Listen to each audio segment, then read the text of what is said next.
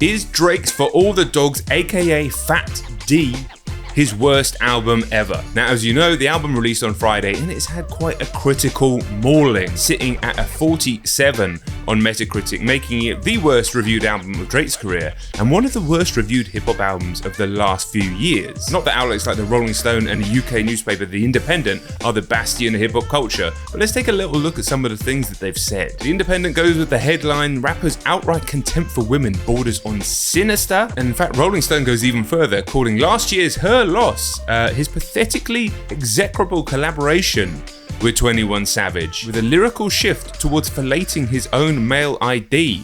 Damn, we were getting into it there. Now, I've spent a weekend with Drake's Fat D, and I've got my own thoughts on the album, and they're not all positive by any stretch. Now, ultimately, I don't give a shit about the opinions of Rolling Stone or The Independent, or, to be honest, any real publication when it comes to music. Music is entirely subjective, and the connection between the listener and the artist is one that's completely sacrosanct, and no amount of publication, no amount of words written can change my mind on anything. However, I have come to similar conclusions about some of Fat D. But before we go into that, I actually want to point out some of the highlights. The album starts pretty well with the Frank Ocean sample on Virginia Beach, which I was actually so obsessed with the idea that it was going to be a Pusha T diss with that name, Virginia Beach, because obviously that's where Pusha T is from. I actually missed the sample on the first listen, but went back and enjoyed the track. Melodic Drake, good sample, decent opener. Amen with Tizo Touchdown has a lovely little piano in the production. You're thinking, okay, this is going to be a pleasant listen. And then we get into Calling For You with 21 Savage, which starts okay and then breaks down into this fucking madness of this woman talking like for ages,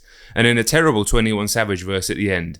And the album does start to fall apart, but we're talking about the good moments here. So I'll give a shout out to First Person Shooter, where Cole completely washes Drake, but it's an enjoyable collaboration between the two. Slime You Out with SZA has gone on to be one of Drake's better R&B cuts in the last few years, I think, and it does that thing that great Drake tunes do, where as you've given them time to breathe, there's something that connects you with them in a strange sort of way, something to do with the melodies and production. His tone of voice, he's not got a great voice, we know this, but there's something kind of mystical and magical about his tone of voice that connects in a strange sort of way. And Drake's music, going back, has this way of taking on more meaning when it attaches itself to something in your life, whether it's something entirely specific or just something esoteric. He has a special gift for that, and there are moments on this album where that happens again, for sure. We have to give 8am in Charlotte a shout out as well. The Conductor beat, when we heard this as the single, we really thought we were in for something special with For All the Dogs, and to be honest, it's the only song, it's basically the only rap track on the album. It's the only song that really lives up to what a lot of us hoped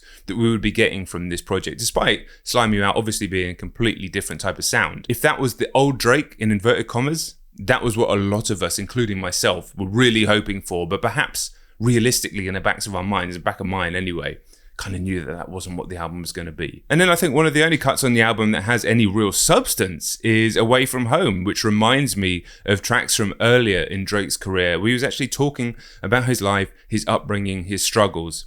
It's from the other point of view, but it's a more interesting track than most of what's on here, because most of what's on here is songs about relationships, and they're songs about relationships that remind me of the songs about relationships he was talking about 10 years ago. I've never really related to Drake's music when he talks about this kind of stuff, because I came to these albums, Take Care, Nothing Was the Same, in 2019? People always say, how could you have never heard Drake before? How could you have never heard Nothing Was the Same? How could you have never heard Take Care? Well, in 2011, I had my first child. And trust me, when you guys have your first children, the last thing you're going to be paying attention to is, at the time, some random rapper from Canada talking. It literally didn't exist to me. Nothing exists to you in those first 2 years of having your first kid. And then I had another one. So this music didn't exist to me. It won't exist to most people who have kids. But regardless, I discovered this music later.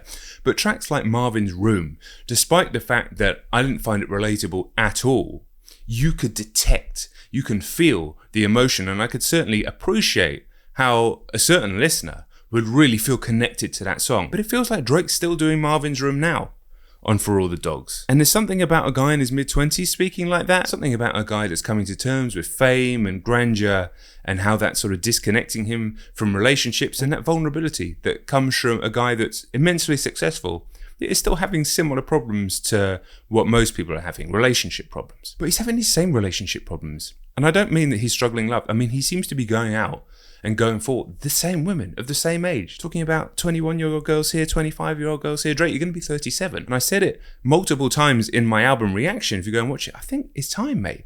It's time to find a woman. That track, Bahamas Promises, talking about this girl that ruined your trip to the Bahamas. It's like, mate, do you know who wouldn't ruin your trip to the Bahamas? A wife who's 35 years old. It's very unlikely. Now, your kids might, if they're doing your head in, if they scream all the way on the plane, or they won't behave, or they won't go to bed, yeah, fine. But the way you're talking about these relationships on this album, I think the word contempt from The Independent, it's actually fair, but I don't think he has a contempt for all women. I think he's just growing a contempt for the women that he's spending his time with, but he's choosing poorly. Like, surely you must be bored by now, at nearly 37 years old, of just going out with these vacuous, vapid young girls that offer nothing beyond their looks. I mean, I don't know, but it certainly sounds like it, mate.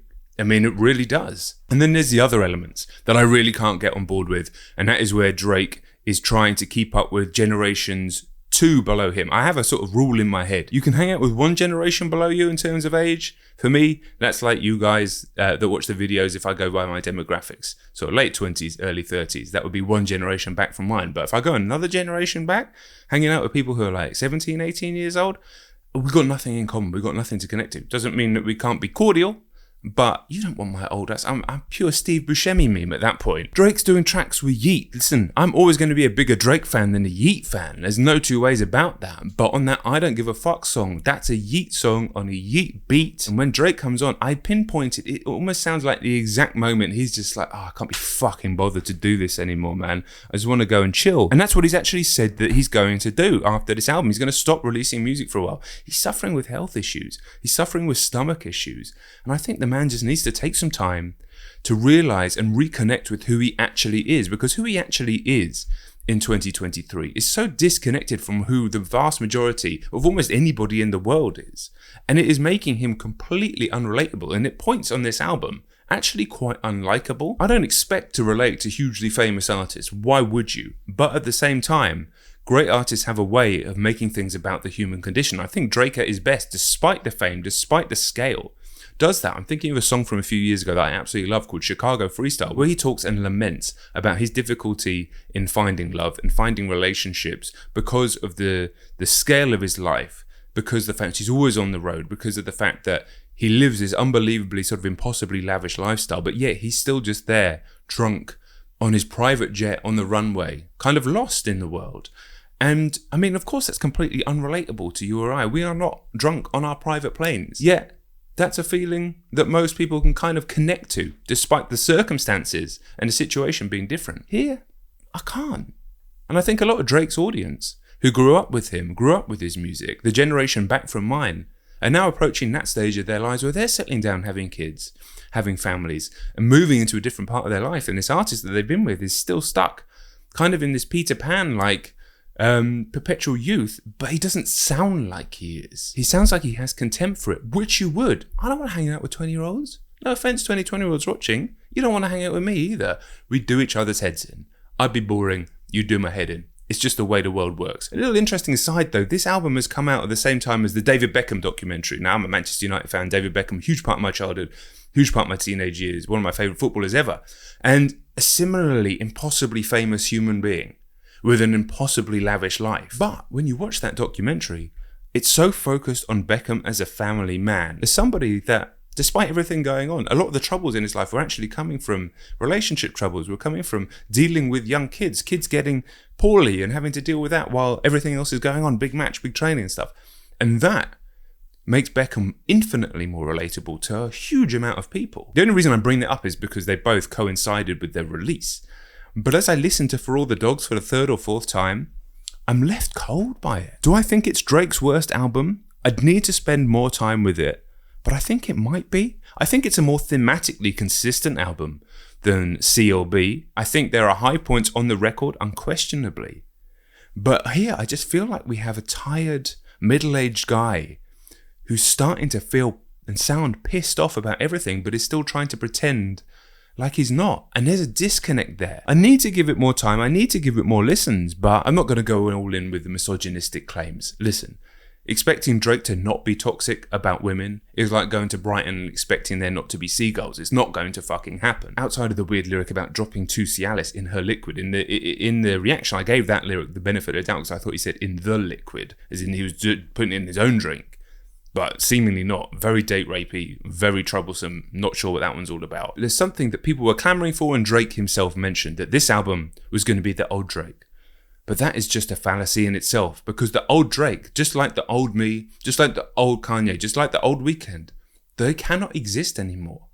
The old you no longer exists. The old you is dead. There can only be the present you. And when there's a dissonance, a cognitive dissonance between the reality of the present you and the present you that you're projecting onto the world, hey, that can only cause problems, and that can only cause an album. Like For All the Dogs. Let me know your thoughts in the comments. Check the reaction if you'd like to. Subscribe if you are new. And I'll catch you on the next one. Peace.